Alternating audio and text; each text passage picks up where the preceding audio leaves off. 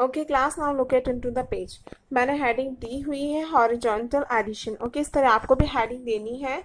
Okay dear parents, वैसे तो ये एडिशंस उन्हीं एडिशंस की तरह होते हैं जैसे हमने वर्टिकल किए हुए हैं, बट थोड़ा बहुत चेंज भी होता है तो बच्चे क्या हो जाता है, कंफ्यूज हो जाता है, या हमने कभी इसको इस तरीके से नहीं पढ़ा है और आगे जाके उसकी वर्टिकल की अच्छी प्रैक्टिस है, लेकिन अगर कोई इसे हॉरिजॉन्टल वे में एडिशन पूछ लेता है तो बच्चा नहीं कर पाएगा। ठीक है, सो हमें बच्चों को क्या करना है, हर चीज के लिए प्रिपेयर रखना है इसको। ठीक है, सो मैं ये बता देती हूँ किस तरीके से आपको करवाना है। ये हॉरिजॉन्टल वे होता है जो इधर इस साइड होता है। ओके, और वर्टिकल वे होता है जो हम कर चुके हैं, जो ऐसा होता है। ओके, सो ये 4 है। अब हमको मान के चलना है ये हॉरिजॉन्टल वे है, हम इसको वर्टिकल फॉर्म में सोच के देखते हैं कि 4 क्या है, ऊपर होगा।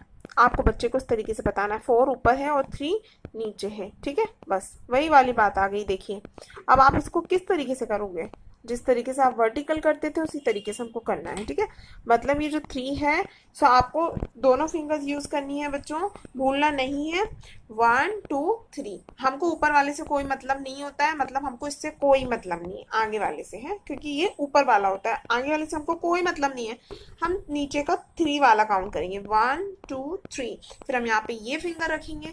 ठीक है, अब हम 4 के आगे बोलेंगे, ये जो 4 लिखा हुआ है इसके हम आगे बोलेंगे, है क्या, 5 6 7। जब ये फिंगर यहाँ आएगी तब आपको ये फिंगर हटा लेनी है। 7, तो यहाँ पे क्या आया, 7, तो हम यहाँ पे क्या लिख देंगे, 7। ओके, ये जो आगे वाला नंबर है हमें इसको ऊपर वाला नंबर मान के चलना है। ओके, सो इसी तरीके से यहाँ 2 लिखा हुआ है तो हम 2 काउंट करेंगे, 1 2, देन हम अपनी एक फिंगर यहाँ पे छोड़ देंगे, फिर हम 6 के आगे बढ़ेंगे, 6 के आगे बोलना है 7 8। जब हमने इसको यहाँ रखा तो हम इसको हटा लेंगे, 8 हमारा क्या निकला मुंह से, 8, तो हम यहाँ पे क्या लिख देंगे, 8। क्लियर है। नेक्स्ट है 4। ठीक है, हमको आगे वाले से कोई मतलब नहीं है, हम आगे वाले को काउंट नहीं करना है। ओके, हम सिर्फ पीछे वाले को मतलब नीचे वाले को देखेंगे। ठीक है, सो ये पीछे वाला मान के चलेंगे हम नीचे है, क्योंकि हम इसको अगर वर्टिकल फॉर्म में लिखने जाएंगे तो हम इसको किस तरीके से लिखेंगे, एक बार आपको बच्चे को इस तरीके से लिख के बताना होगा।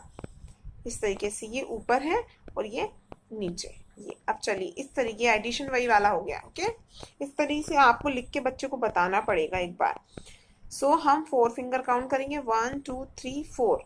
ठीक है, हम यहाँ पे ये वाली फिंगर यहाँ लगा देंगे। ठीक है, अब हमें किसके आगे बढ़ना है, 4 के आगे बढ़ना है। ओके, 5 6 7 8, हमने इसको हटा दिया, 8 हमारा क्या निकला मुंह से, 8। सो हम क्या लिख देंगे यहाँ पे, 8।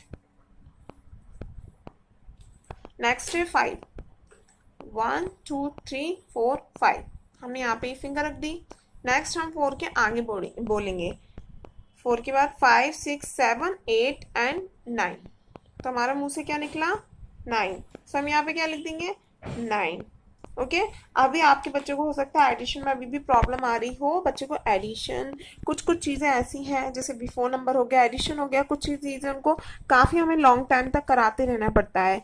ओके, बच्चे क्या है इन चीज़ों को थोड़ा धीमे पकड़ पाते हैं, सो आपको टेंशन नहीं लेना अगर आपका बच्चा एडिशन नहीं कर पा रहा है तो डोंट वरी, क्योंकि मैं ऐसा नहीं, एक चीज़ जो मैंने आज पढ़ा दी तो मैं उसको कभी दोबारा नहीं पढ़ाऊंगी, मैं इन चीज़ों को लेके आती रहूंगी अलग अलग तरीके से, जिस तरीके से हमारे बच्चा अच्छे से अच्छे तरीके से समझ सके, मैं वो तरीके लेके आती रहूंगी। सो आपको बिल्कुल हेडिक नहीं लेनी है। एडिशन करने के देखिए और भी बहुत सारे तरीके होते हैं, जैसे कई लोग इसको डायरेक्ट आगे भी बुलवा देते हैं कि 4 के आगे 5 बुलवा देना। ठीक है, और भी अलग अलग तरीके होते हैं करवाने के। सो अगर आपके माइंड में कोई और तरीका अपने बच्चे को कराने का आता है, सो आप वो अप्लाई कर सकते हैं एडिशन के लिए, क्योंकि एडिशन के बहुत तरीके कराने के होते हैं। सो आपको अगर इस मैंने जो तरीका बताया है, अगर इसको अलग आपको कोई और तरीका आ रहा है, सो आप वो तरीका अपने बच्चे को अप्लाई कर सकते हैं सिखाने के लिए, कोई इसमें प्रॉब्लम वाली बात नहीं है। और अगर आपके बच्चे को यही तरीका समझ में आ रहा है, सो आप यही तरीका भी फॉलो कर सकते हैं।